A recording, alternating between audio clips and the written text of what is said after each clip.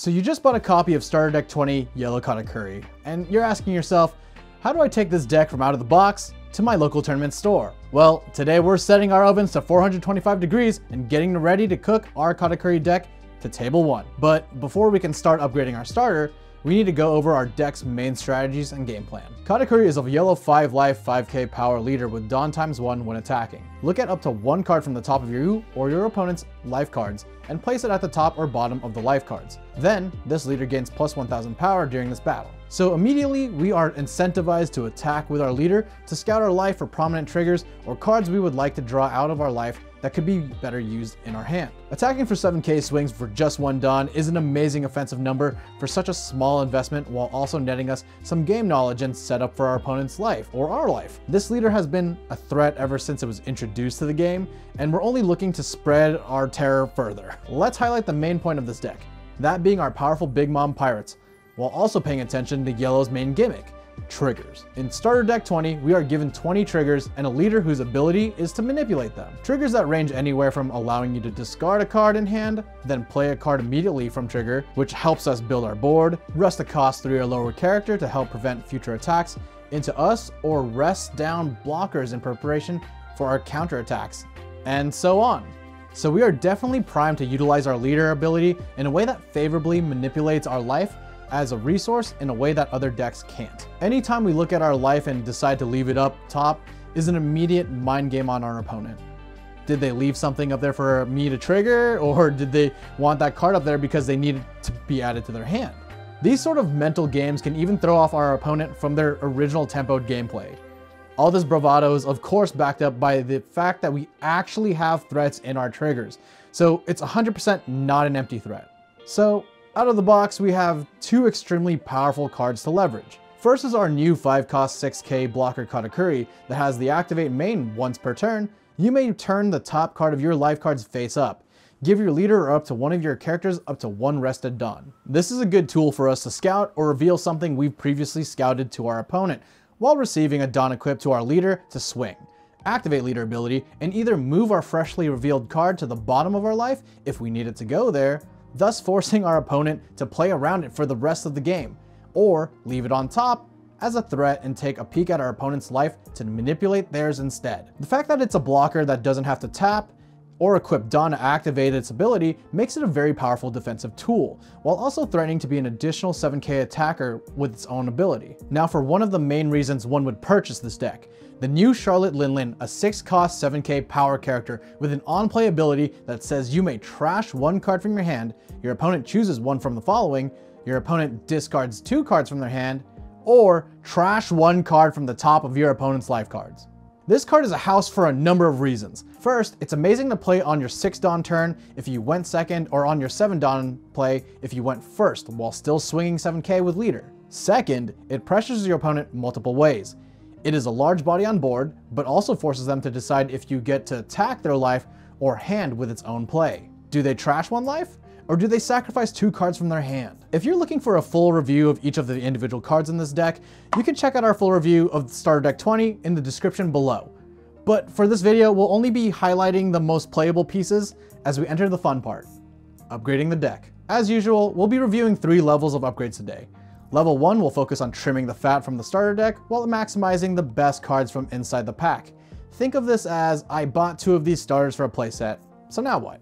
Level 2, we'll start looking outside of our initial deck, adding in some staple super rares or other entry items such as other yellow starter decks. And finally at level 3, we'll be maxing this deck to its most streamlined form for competitive play. So let's dig into level 1. From the box, we're given 8 vanilla characters, 8 2k counters, 6 events, and 1 to 2 endgame threats. So let's keep those 2k counters and put them in our auto-include list.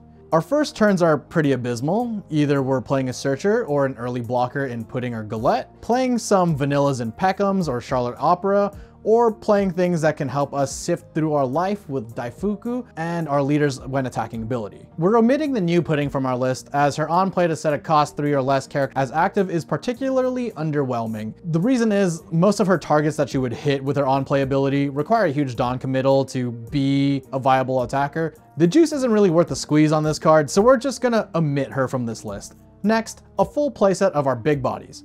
Katakuri and Charlotte Linlin is a must. These are our endgame threats and large attack power bodies that we'll be spending our game plan building up towards. Pair this game style with an aggressive mid-game from attaching our Dawn onto our leader to pressure early attacks and get early info, while playing mid-sized attack bodies to keep our board ready for a crackback into theirs. With removal event Thunderbolt, we're able to trade life that we've scouted and deemed unnecessary into board control. And its trigger to activate main ain't too shabby either. Ikoku Sovereignty also has a clutch trigger that could save us by prolonging the game for the cost of 2 cards from our hand to gain a life, or is just an amazing plus 5k counter for 2 Dawn. But all in all, we have a pretty solid foundation and entry into what yellow does as a color. And with that, this is our level 1 deck list. Simple enough, right? By the way, if you think we overlooked something on any of these levels, or if you have a spicy piece of tech that you've been cooking for the deck, let us know in the comments below and we'll get back to you. But now, what if you were feeling like a big money baller that day and you also spent money on 2 Big Mom starter decks and maybe some pretty cheap SRs? Well, welcome to level 2. Our game plan remains the same, but even more monstrous and devastating, while also relying on better triggers from life. On level 2, we'll be adding some really impactful yellow and Big Mom Pirate pieces to take advantage of our leader having the Big Mom Pirates type. Starting with some tools from the original yellow starter deck 7, we have 7-cost Charlotte Linlin, a huge oppressive body with 8k attack that has another rough decision maker for opponents. Her on-play either gains you a life or forces your opponents to trash one of theirs. We also added some copies of Soul Pocus, a 5-cost event that is 7-cost Linlin in event form, which can also trigger that effect from life. There's also 3-cost Charlotte Brûlée with blocker and a trigger ability to play for free. And lastly, from Starter Deck 7, we have 4-cost 6k power Katakuri, whose on play lets us basically use our leader ability to check our top life and move it to either the top or bottom, then gain rush if we have less life than our opponent. A 4-cost 6k rusher, that's pretty clutch. It can also put pressure on our opponent's board early, or just come out swinging at the end. Next, we'll be looking to add some set cards like OPO3's Charlotte Perisperos, whose on KO searches our top 3 cards for a Big Mom Pirate type card to add to our hand, while having a trigger that also allows us to play it from life after we discard 1 card. As a 3-cost 5k power, it's a pesky thing to try and get rid of, again leaving the decision up to your opponent. Do we KO the character that's been jabbing freely at us? Or do we risk giving them a much needed search that could play into their late game? Speaking of late game, we're adding none other than 10-cost Charlotte Linlin. This Big Mom is a massive 10-cost 12k power with an on play that gains you 1 life and trashes your opponent's top life. A huge pressure piece that your opponent needs to respect and fear. Truly one of the best yellow cards and a valid reason to play this deck. And you know what? Let's splash in a threatening vanilla from OPO4 in the way of 6-cost 8k power Charlotte Perispero, just to round out our mid-game with a nice threat when we don't have our 6-cost Charlotte Linlin. Remember, the game plan for our deck is to take control of their board on the backswing or with any removal that we can, while pressuring our opponent by giving them hard choices in our ways of Soul Pocus, or 6-cost moms, or 7-cost moms, or eventually just ending up not giving them a choice at all with our 10-cost mom. And after all that, we're left with our level 2 deck. Now, I know what you're thinking. Hey Luke, this is a pretty sick-ass deck. How do we make it better?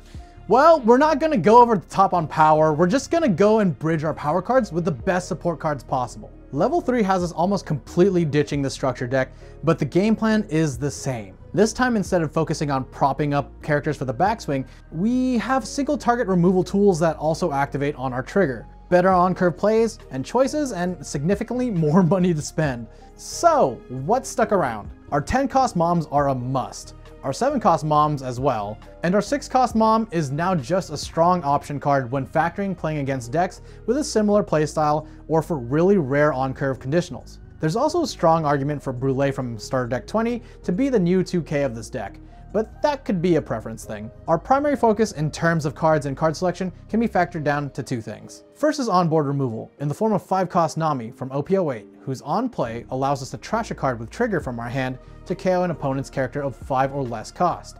Then, draw a card if we only have 3 cards in hand.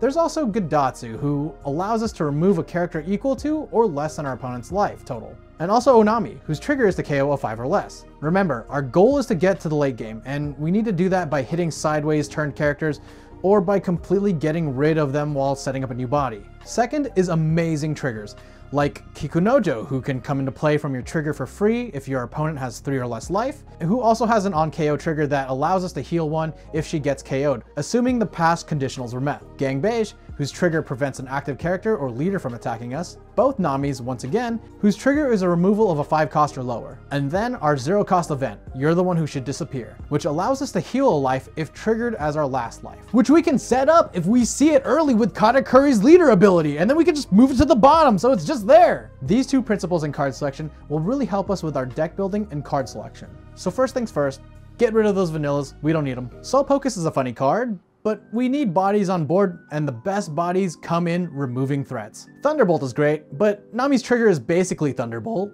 That's flavor, baby! He made me say that. And we can reduce the number of copies for our starter deck 26 cost Lin Lin. We'll also adjust ratios for cards like 7 cost Lin Lin and removing Rush Kata since 4 cost is just too easy to get rid of. And we have a much better 4 cost that punishes getting removed in the way of Kikunojo. 2Ks that have a great dual purpose like Frankie replaces our searchable 2Ks like starter deck 7 Charlotte Pudding. And finally, for my personal favorite sauce, a splash of Blaze Slice, which we can activate on main or as a counter to give our leader plus 1k, and then if our opponent has 2 or less life, we can rest one of their 4 or lower characters. With the trigger, rest up to one of your opponent's 4 cost or lower characters isn't so bad either. This right here is mainly used for those pesky 4 cost Rebekahs that are diligently defending all black leaders or any Lucci 4 costs waiting in the wings. And with that, we have our level 3 deck. But if you're looking for more great One Piece content, check out the channel and subscribe. Oh my god, he did it! He did it! One take, let's go! That's actually like 3 takes. It's actually like, this is in the ending. This is in the ending. This is in the ending.